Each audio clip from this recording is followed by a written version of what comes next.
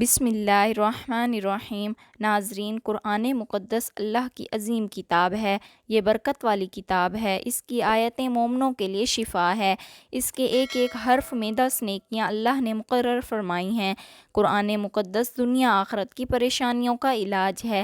قرآن مقدس رحمتوں کا خزانہ ہے، لیکن اس عظیم رحمت والے خزانے سے مالا مال ہونا ہو تو پہلے سچے دل سے بسم اللہ الرحمن الرحیم پڑھو، پھر اس خزانے کو کھولو اور زیادہ سے زیادہ اللہ کی رحمتوں کو حاصل کرو۔ جب قرآن مقدس جیسی عظیم کتاب بغیر بسم اللہ الرحمن الرحیم کے نہیں کھلتی تو دوسری جائز کام کی برکتیں بغیر بسم اللہ الرحمن الرحیم کے کیسے حاصل ہو سکتی ہیں؟ حضرت عثمان بن عفان رضی اللہ تعالی عنہ نے رسول صلی اللہ علیہ وآلہ وسلم سے بسم اللہ کی نسبت سوال کیا۔ آپ نے فرمایا، یہ اللہ تعالیٰ کا نام ہے۔ اللہ تعالیٰ کے بڑے ناموں اور اس میں اس قدر نزدیکی ہے جیسے آنکھ کی سیاہی اور سفیدی میں۔ جابر رضی اللہ تعالی عنہ فرماتے ہیں، جب یہ آیت بسم اللہ الرحمن الرحیم اتری، بادل مشرق کی طرف چھٹ گئے، ہوائیں ساکن ہو گئیں، سمندر ٹھہر گیا، جانوروں نے کان لگا لیے، شیاطین پر آسمان سے شعلے گرے، اور پروردگار عالم نے اپنی عزت و جلال کی قسم کھا کر فرمایا کہ جس چیز پر میرا یہ نام لیا جائے گا اس میں ضرور برکت ہوگی۔ ابن مسعود رضی اللہ تعالی عنہ فرماتے ہیں کہ جہنم کے 19 درہموں سے جو بچنا چاہے وہ بسم اللہ الرحمن الرحیم پڑھے۔ اس کے بھی 19 حروف ہیں، ہر حرف رشتے سے بچاؤ بن جائے گا۔ اسے اتنی عطیہ نے بیان کیا ہے، لیکن کچھ ایسی جگہیں جہاں پر بسم اللہ الرحمن الرحیم پڑھنا حرام ہے، جائز ہی نہیں ہے، ہر انسان جہاں چاہتا ہے پڑھ لیتا ہے۔ کچھ لوگوں کی ایسی عادت بن جاتی ہے کہ وہ ہر کام کرنے سے پہلے ایک دم بسم اللہ الرحمن الرحیم پڑھتے ہیں، تو کچھ ایسی بھی جگہ ہیں جہاں پر بسم اللہ ہمیں نہیں پڑھنی چاہیے۔ جہاں پر بسم اللہ انسان اگر پڑھے گا تو وہ گنہگار ہوگا۔ بسم اللہ کا پڑھنا ایسی جگہوں پر، ایسے مقامات پر جائز ہی نہیں ہے۔ اب آپ یہ سمجھ لیجئے کہ کون سے مقامات پر بسم اللہ پڑھنا چاہیے، کن مقامات پر بسم اللہ نہیں پڑھنا چاہیے۔ ناظرین، آپ نے سنا ہوگا کہ ہر کام شروع کرنے سے پہلے بسم اللہ الرحمن الرحیم پڑھنا چاہیے، کیونکہ بسم اللہ الرحمن الرحیم کا معنی ہے کہ اللہ کے نام سے شروع، جو بڑا مہربان نہایت رحم والا ہے۔ یعنی ہم کان میں شروع کر رہے ہیں، وہ اللہ کے نام سے شروع کر رہے ہیں، تاکہ اللہ تعالی ہمارے اس کام میں برکت عطا فرما دے۔ اور بسم اللہ پڑھنے کے فائدے بھی بہت زیادہ ہوتے ہیں کہ اگر کوئی انسان کسی کام کو پڑھ کر کرتا ہے تو اللہ تبارک و تعالی اس کے اس کام میں برکت عطا فرماتا ہے۔ اور یہ سنت بھی ہے۔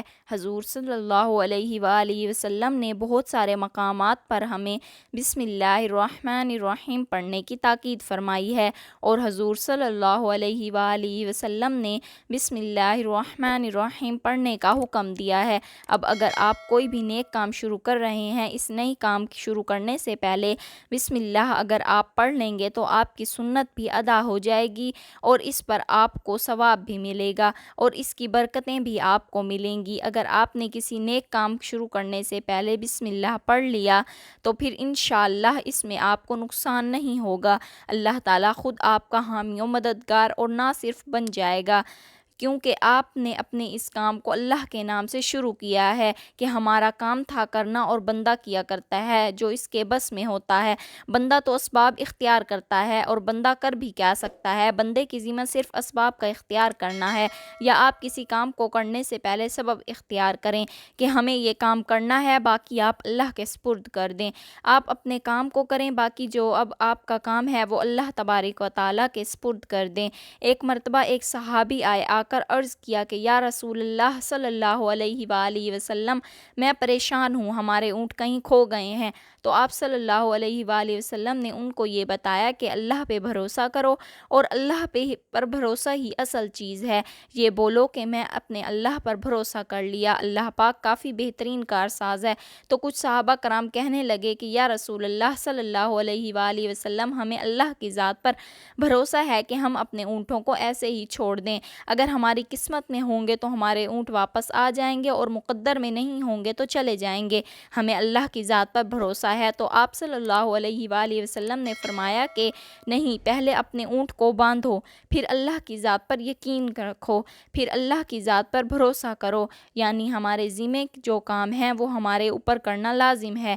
اسباب کا انکار کرنے والا ہوتا ہے، اسباب کا انسان انکار نہیں کر سکتا کہ نہیں، ہم تو ہاتھ پہ ہاتھ رکھ کر بیٹھ جائیں گے۔ اب اللہ کے لائق، کیونکہ وہ رازق ہے، وہ ہمیں کھلانے، اور اپنی محنت کیجئے اور اسباب اختیار کیجئے، پھر اللہ کی ذات پر چھوڑ دو۔ اب پہلے جو جاؤ مزدوری پر، آپ کام پر جاؤ، آپ کاروبار کرو، پھر اللہ کی ذات پر چھوڑ دو کہ اے پروردگار عالم، اب ہمارا جو کام تھا ہم نے کر لیا، آگے تیری رضا ہے اور تیری رحمت کے ہم امیدوار ہیں۔ صرف ہمارے کھانے سے رزق تھوڑی ملتا ہے، آپ نے کمایا، بس کما کے آ گئے۔ اس کے علاوہ آپ غور کیجئے کہ دانے کو زمین سے نکالا کس نے، اس کے بعد پھر اس کو گیہوں کی شکل میں، پھر وہ آٹے کی شکل میں بنا، وہ روٹی بنتی ہے۔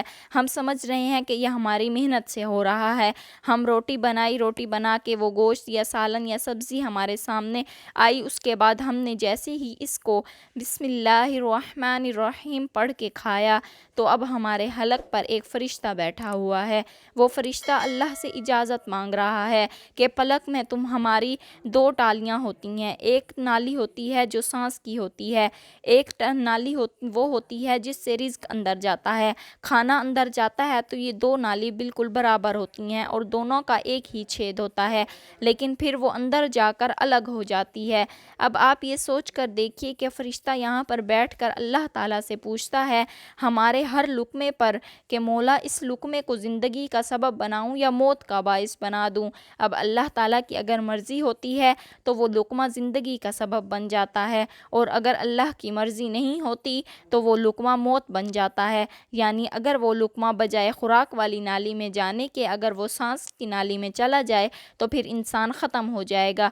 تو آپ دیکھیں، ہم نے اتنے سارے کام کیے، لیکن فرشتہ یہاں پر بیٹھا ہوا ہے کہ اس نوالے کو، اس لقمے کو کہاں لے جانا ہے؟ تو یہ آپ نے اسباب اختیار کیے، یعنی اس کو اسباب اختیار کرنا کہتے ہیں، اور اللہ تبارک و تعالیٰ پر چھوڑ دیا۔ تو نیک کام ہم شروع کر رہے ہیں، کھانا کھا رہے ہیں، تو ہمیں بسم اللہ الرحمن الرحیم پڑھنے کی تاکید کی گئی ہے۔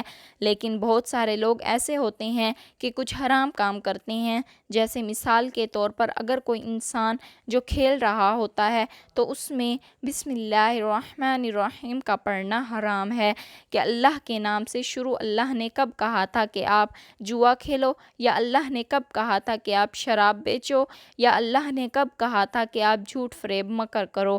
اللہ نے تو کہا ہی نہیں۔ ایک شخص نے بڑی عالی شان منزل بنوائی اور اس پر لکھا، اور شیطان نیچے بیٹھا رو رہا ہے، تو لوگوں نے پوچھا تو کیوں رو رہا ہے؟ تو اس نے کہا کہ دیکھو، میں نے اس سے جھوٹ بلوایا، فراڈ کروایا، ہم نے اس کو بلڈنگ فراڈ کر کے بنوائی، اور یہ لکھ رہا ہے یہ میرے رب کا فضل ہے۔ اللہ نے کہاں کہا تھا کہ جھوٹ بول کر کمانا؟ اللہ نے کہاں کہا تھا ڈھونڈ کر؟ نہ، اللہ نے کہا تھا کہ فراڈ کرنا۔ تو مقصد صرف یہ ہے کہ شیطان تو ہر طرح سے انسان کو بہکاتا ہے، تو اس لیے حرام کاموں سے پہلے ہمیں بسم اللہ ہرگز نہیں پڑھنا چاہیے۔ ہمیں ہر نیک کام شروع کرنے سے پہلے بسم اللہ الرحمن الرحیم پڑھنا چاہیے۔ ہمیں احتیاط رکھنا چاہیے کہ جب ہم باتھ روم کے اندر داخل ہو چکے ہوں، نہانے سے قبل بسم اللہ الرحمن الرحیم نہ پڑھیں۔ واش روم کے جانے سے پہلے ہم بسم اللہ الرحمن الرحیم پڑھیں، اور باتھ روم کے نکلنے کے بعد جب کپڑے پہنیں تو پھر بسم اللہ الرحمن الرحیم پڑھیں۔ اور کوئی انسان کاروبار کرتا ہے، اب اس نے جھوٹ بولا اور پھر اس کے بعد پیسے لیتے وقت بسم اللہ الرحمن الرحیم پڑھا، تو ایسی جگہوں پر جہاں پر حرام کام کوئی بندہ کرتا ہے تو وہاں پر بسم اللہ الرحمن الرحیم نہیں پڑھنا چاہیے، کیونکہ اللہ تبارک و تعالیٰ نے آپ کو دنیا میں چھوٹ دے رکھی ہے کہ جیسا کرو گے ویسا بھرو گے۔ اللہ سب کو دیکھ رہا ہے کہ کون کیا کر رہا ہے، تو جو کچھ ہم کر رہے ہیں صحیح یا غلط، اس کے بعد پھر لوگ کہتے ہیں کہ یہ تو اللہ کی مرضی ہے، لیکن یاد رکھنا یہ اللہ کی مرضی نہیں، اللہ کی اجازت کے ہے، اللہ نے آپ کو اجازت دی ہوئی ہے، بس اللہ نے چھوٹ دی ہوئی ہے کہ کر لو دنیا میں جیسا کرنا ہو۔ اللہ ظالموں کو ڈھیل دیتا ہے لیکن جب پکڑتا ہے تو چھوڑتا نہیں ہے، اللہ کی پکڑ بڑی سخت ہے۔ تو دنیا میں اللہ دیکھ رہا ہے، یہ مرضی نہیں ہے اللہ کی کہ آپ گناہ کرو، لیکن اللہ نے بس اجازت دی ہوئی ہے کہ آپ کر لو، دیکھیں کتنا کرو گے۔ دن آئے گا میرے پاس، جب آؤ گے تب ہم فیصلہ کریں گے۔ مالک یوم الدین، انصاف کے دن کا حاکم تو اللہ کی ربوبیت سمجھیے، اور ہمیں یہ سمجھنا چاہیے کہ کون سے کام ہمیں کب کرنے چاہیے، کب نہیں کرنے چاہیے۔